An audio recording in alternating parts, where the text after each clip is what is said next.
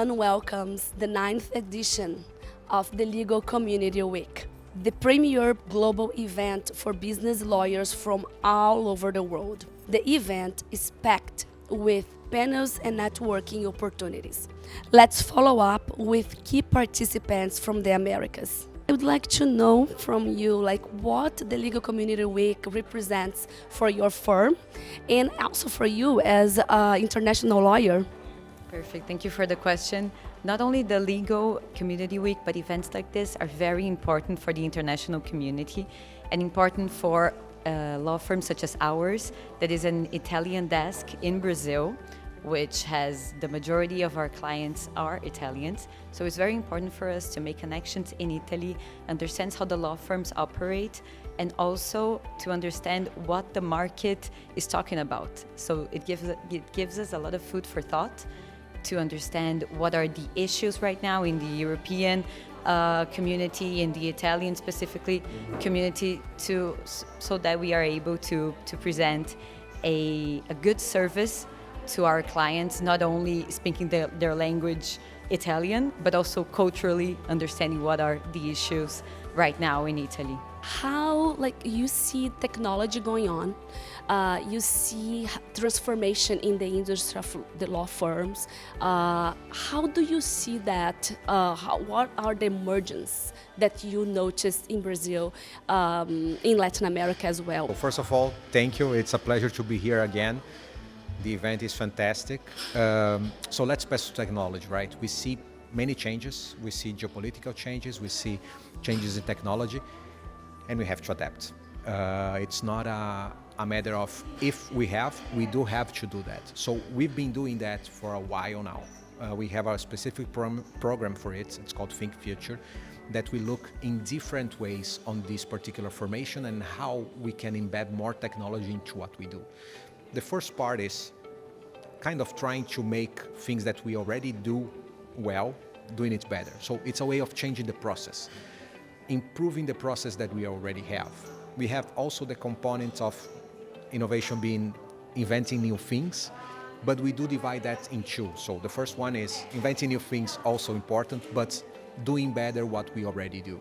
So changing the structure of what you do, the processes what you do, to be better, faster, and more efficient.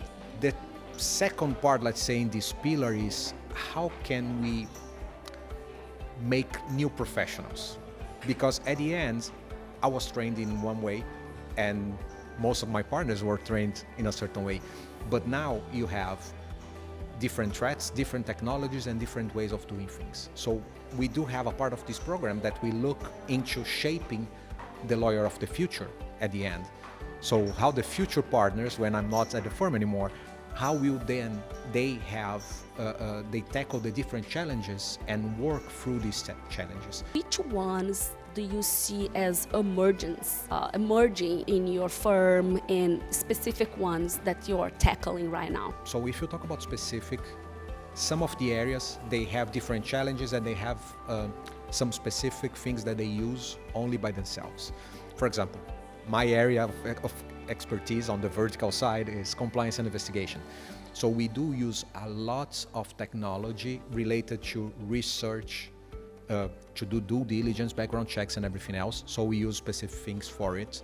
We have LexisNexis, we have Dow Jones, we have a number of great companies with great technology to help us with that.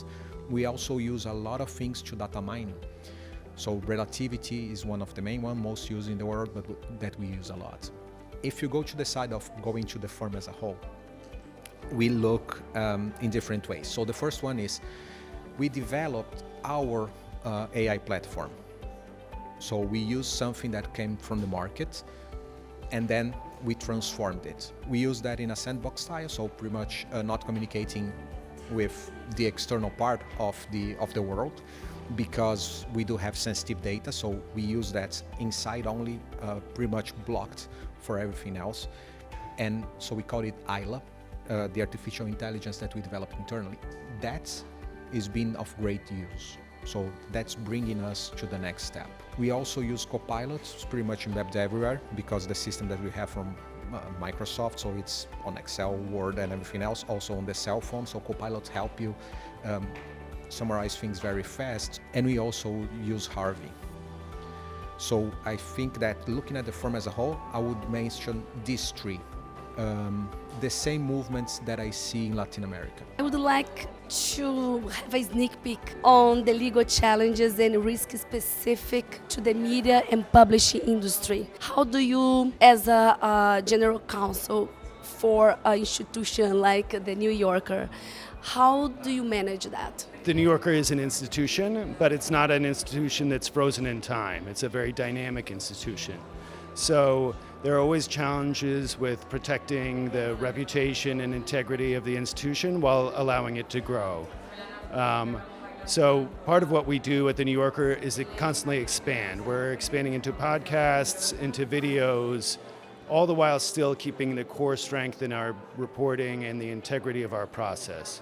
So, and if you do that, if you keep your focus on the integrity of what the core meaning of your work is, it's easier to move from medium to medium. And it also informs how you make legal decisions too, right? The journalism comes first, the integrity of the work comes first, and then that resolves instantly a lot of legal doubt, right? It's not always, a straight path. But it's focusing on what's the most important thing and making sure that we do things not just the right thing, but do it in the right way. What are your views on the trend, legal trend for the editorial side? How do you see as emergent, emerging in the legal side of the editorial industry? So obviously the publishing and editorial industry is under great stress right now commercially. So again, reaching new audiences is always a priority, and finding ways to do that in a legally sound and safe way is a challenge. So there's search engines have decreased their linking to press outlets, which is a huge driver of page views to a magazine like the New Yorker, right? Now people are getting answers to questions from AI rather than receiving a link back to our magazine or other publishers. So that's a real challenge, getting in front of our audience so that they come to us for information is certainly a challenge. And it's the trend of AI sort of supplanting what we as a news provider or journalistic publisher deliver is something that we have to navigate carefully. We are part of Condé Nast, and Condé Nast has entered into licensing agreements with some AI companies, but is also litigated against other AI companies. So it's public that in a couple of cases we've filed lawsuits against AI companies that we feel are unfairly taking our content, because obviously if they absorb all of our content, it's a big problem for us, like every media company. Where the courts will come down on that issue, is it fair use or is it appropriation, is still undecided. But we feel strongly that our content is valuable, our archive is valuable, and so we want to protect that.